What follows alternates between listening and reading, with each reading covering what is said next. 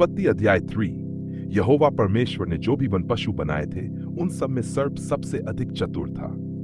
उसने स्त्री से कहा, क्या परमेश्वर ने सचमुच कहा है कि तुम इस वाटिका के किसी भी वृक्ष का फल न खाना?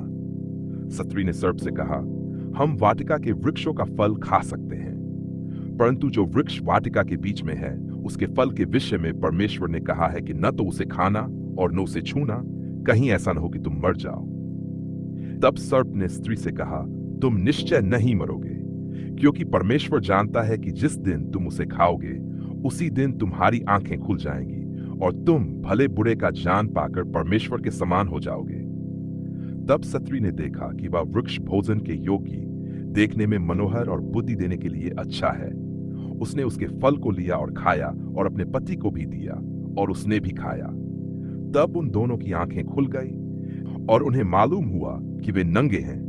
उन्होंने अंजीर के पत्ते जोड़कर अपने लिए लंगोट बनाए। तब वे यहोवा परमेश्वर की आहट सुनकर, जो दिन की ठंडी हवा में वाटिका में फिर रहा था, वृक्षों के बीच छिप गए। यहोवा परमेश्वर ने मनुष्य को पुकारा और कहा, तू कहाँ है?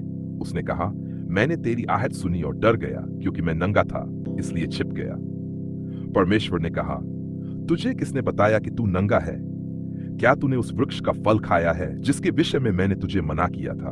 मनुष्य ने कहा, जो स्त्री तूने मेरे साथ रहने को दी उसी ने मुझे उस वृक्ष का फल दिया और मैंने खाया।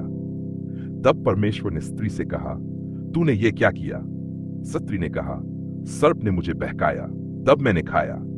तब यहोवा परमेश्वर ने सर्प से कहा, क्योंकि तूने ये किया है, तू सब पशुओं से अधिक शापित है। तू अपने पेट के बल चलेगा और जीवन भर मिट्टी खाएगा। मैं तेरे और स्त्री के बीच और तेरे वंश और उसके वंश के बीच बैर ठहराऊंगा। वह तेरे सिर को कुचल देगा और तू उसकी एड़ी को डसेगा। स्त्री से उसने कहा, मैं तेरे गर्भधारण की पीड़ा बढ़ाऊंगा। तू पीड़ा के साथ बच्चे जनेगी। तेरा मन तेरे पति की ओर रहेगा और वह तुझ पर प्रभुत्व करेगा।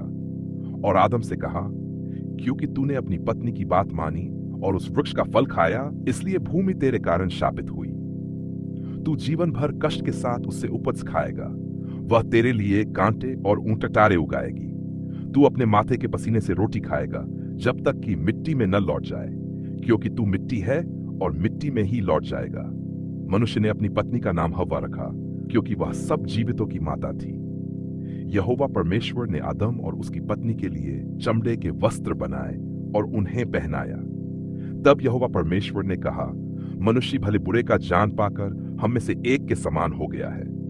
अब ऐसा न हो कि वह जीवन के वृक्ष से भी खाए और सदा जीवित रहे।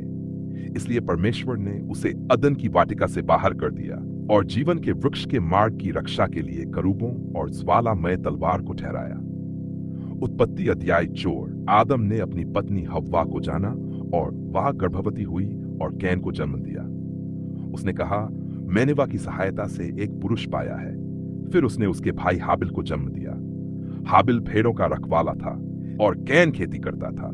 कुछ समय बाद कैन भूमि की उपज में से यहोवा के लिए भेंट लाया और हाबिल भी अपनी भेड़ों के पहलौठे और उनकी चर्बी में से लाया।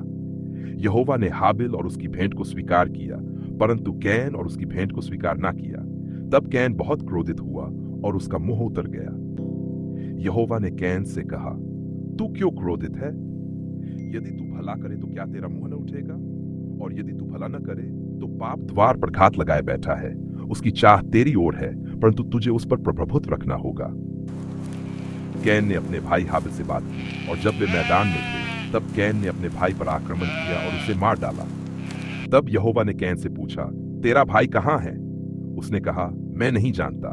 क्या मैं अपने भाई का रखवाला हूं? परमेश्वर ने कहा, तेरे भाई का लहू भूमि से मेरी ओर पुकार रहा है। अब तू भूमि से शापित है। जब तू खेती करेगा तो भूमि तुझे अपनी पूरी उपज न देगी। तू पृथ्वी पर भटकता और फिरता रहेगा। कैन ने कहा, मेरा दंड बहुत बड़ा है, जो कोई मुझे पाएगा वह मुझे मार डालेगा। तब यहोवा ने उस पर एक चिन्ह गाया ताकि कोई उसे न मारे। और कैन यहोवा के सामने से निकलकर नोद देश में रहने लगा। कैन ने अपनी पत्नी को जाना और वह गर्भवती हुई। उसने हनोक को जन्म दिया। कैन ने एक नगर बनाया और उसका नाम अपने पुत्र के नाम पर हनोक रखा। उसके वंश में इराद, महुयाएल, मतूशाएल और लेमेक हुए। लेमेक ने 2 पत्नियां की, आदा और सिल्ला। उनसे याबाल, यूबाल और तूबल कैन उत्पन्न हुए, जो पशुपालन, संगीत और औजार बनाने के कार्य में प्रसिद्ध हुए। लेमेक ने कहा कि यदि कैन का बदला 7 गुना लिया गया तो लेमेक का 70 गुना 7 बार लिया जाएगा। आदम ने फिर अपनी पत्नी को जाना और उसने एक पुत्र को जन्म दिया और उसका नाम शेत रखा, क्योंकि परमेश्वर ने हाबिल के स्थान पर उसे एक और वंश दिया। शेत के भी एक पुत्र उत्पन्न हुआ जिसका नाम एनोश रखा गया। उसी समय से लोग यहोवा के नाम से पुकारने लगे।